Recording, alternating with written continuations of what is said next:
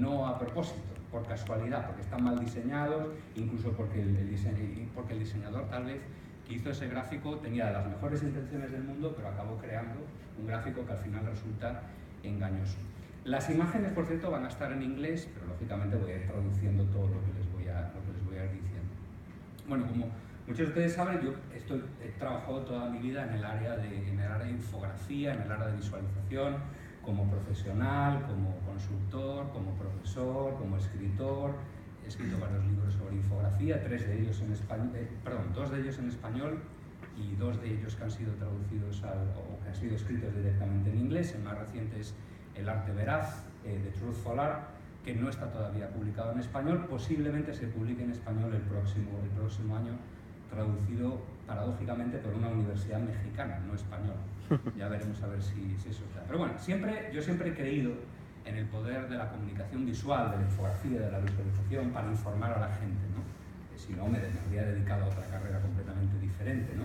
El uso de gráficos, el uso de mapas, el uso de diagramas, etcétera, siempre me ha parecido un medio muy poderoso para comunicarse con la gente y para transmitirles información veraz. De ahí el título de ese segundo libro, El arte veraz, y eso es lo principal en un gráfico, ¿no?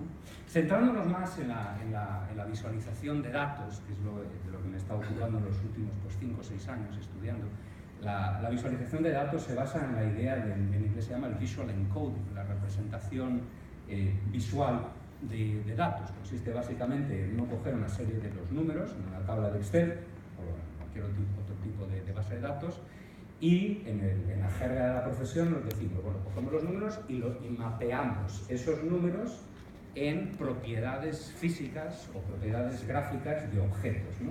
Entonces, le cambiamos la proporción a esos objetos dependiendo de los números que tengamos en nuestra base de datos. Podemos cambiarle la altura, la longitud, el tamaño, podemos cambiarle el ángulo, podemos cambiarle la posición, podemos cambiar el tono de color. Todo eso son métodos de representación, ¿no? Visual encoding en inglés. Esta es la idea clave por detrás de la idea de la visualización de datos y es una de las ideas más poderosas también, demuestran por qué la visualización es tan efectiva, ¿no? Y tengo múltiples ejemplos para hablar de por qué la visualización es efectiva. Uno de mis favoritos es este. Esto no es la visualización todavía, lógicamente, estos son los datos, ¿no? Si yo a ustedes les muestro, pues esto es una especie como de tabla de Excel con miles y miles de números, negativos y positivos, son registros de temperaturas en el mundo en grados Celsius desde el año 1000 hasta el año 2000 en comparación con una media del siglo XX. Por eso hay valores negativos y positivos, si están por encima de la media o por debajo de la media, año por año desde el año 1000. Si yo a un cerebro humano normal, todos ustedes, les presento todo esto y le digo, ¿y usted qué ve ahí? No va a ver nada, de lo que son los números, de cada número en concreto. Para eso sirve una tabla. El propósito de una tabla es permitirle a uno ver cada número específicamente, cada uno de esos números. Pero si yo lo que le pido es ver cuáles son las tendencias o los patrones en los datos, es imposible extraer eso para un cerebro humano normal, es imposible ver si eso sube, si eso baja, a lo largo del tiempo, en qué periodo del tiempo. Todos esos patrones se nos escapan, no somos capaces de interpretarlo. Pero cuando cogemos esos números y los mapeamos gráficamente, transformamos, agarramos un objeto, por ejemplo una línea, y le cambiamos a esa línea las diferentes alturas en cada uno de los puntos, inmediatamente comenzamos a ver los patrones y las tendencias dentro de esos datos, ¿no? Este es uno de los gráficos más famosos de los últimos 20 años, tal vez 25 años, creo que tiene 20 años, se publicó primero en el año 98. Uno de los gráficos más famosos y, en mi opinión, uno de los gráficos más persuasivos de los últimos 20 años. Se le llama popularmente el gráfico del stick de hockey stick chart. Se publicó primero en el año 98 y luego la versión revisada se publicó en el año 2001, lo crearon varios científicos medioambientales. Y lo que nos muestra es un patrón que en los datos anteriores queda completamente escondido. Es básicamente que desde el año 1000 hasta el año aproximadamente 1900, los patrones de variación de temperaturas eran más o menos estables, que es lo que se ve en la línea negra, esa que va por el medio. Esa es la temperatura en grados Celsius comparado con la media del siglo XX.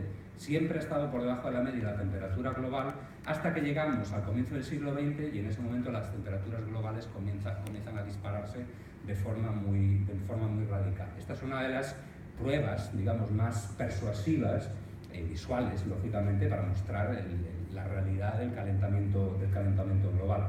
Es uno de mis gráficos favoritos de los últimos años. Es un gráfico también muy polémico en Estados Unidos, porque ustedes saben, hay toda una corriente de negacionismo en Estados Unidos que niega la evidencia del calentamiento global. Fue tan polémico, de hecho, que hay un libro entero que cuenta la historia de cómo se creó este gráfico, de toda la polémica que generó, que se llama, creo, The Hockey Stick Charts and the Climate Wars, el gráfico del stick de hockey y las guerras del clima, que lo escribió uno de estos autores, Michael Mann, allá por el año 2010 o algo así. Es un libro magnífico. Les voy a ir recomendando una serie de libros que yo creo que son bastante interesantes, algunos relacionados con datos y otros no. Pero bueno, el hecho es que esto es una prueba de que la visualización funciona, ¿no? Nos informa y nos descubre cosas que no veríamos de otra manera. De eso se trata precisamente la visualización. Es una herramienta que nos permite ver más allá de lo que nuestro cerebro consigue percibir. Es algo que funciona como una herramienta que extiende nuestra percepción y nuestra cognición.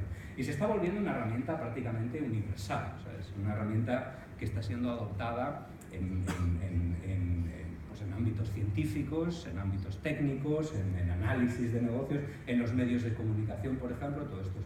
Casi todos estos son ejemplos de medios de comunicación, o en centros de investigación, como por ejemplo Pew Research Center, que es un centro en Estados Unidos que hace investigaciones culturales, sociológicas, demográficas, etc. Y es un centro que usa constantemente la visualización de los datos. Los medios de comunicación norteamericanos, por ejemplo, están adoptando la visualización de forma masiva.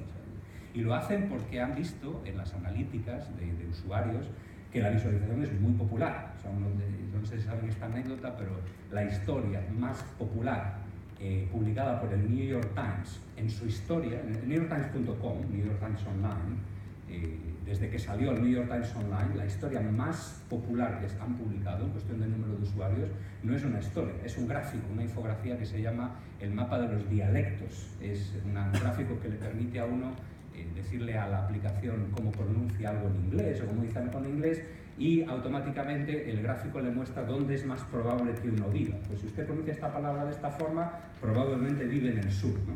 Entonces es una infografía, no deja de ser una visualización de datos y es lo más popular. Bueno, los medios de comunicación están invirtiendo en esto precisamente porque ven que es muy popular. Entonces eso a mí, obviamente, me hace sentir muy optimista de que mis estudiantes van a encontrar trabajo y yo mismo pues encuentro también bastante trabajo como freelance, etcétera. Pero en los últimos años me he empezado a preocupar bastante sobre cómo la gente interpreta los gráficos, cómo la gente